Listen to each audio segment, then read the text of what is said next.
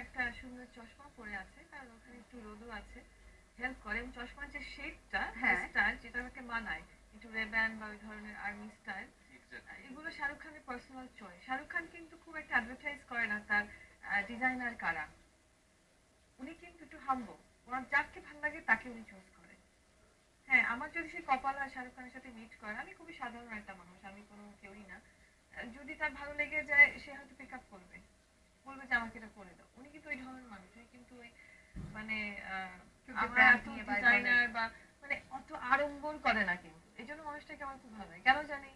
আহ, মানে যাই পরে যাই করে সিম্পল, সিম্পলিসিটি কিন্তু ক্রিয়েট স্টাইল। কিন্তু শাহরুখ খানের সিম্পলিসিটি, ও যখন স্যুট পরে তখনও অন্য ধরনের।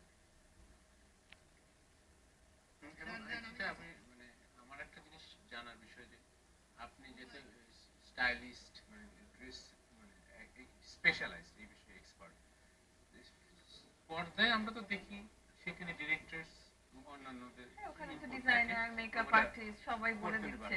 ব্যক্তি জীবনে ওনার ড্রেস সেন্সটা ওইটাই বললাম, ব্যক্তির জীবনে এই কথাটাই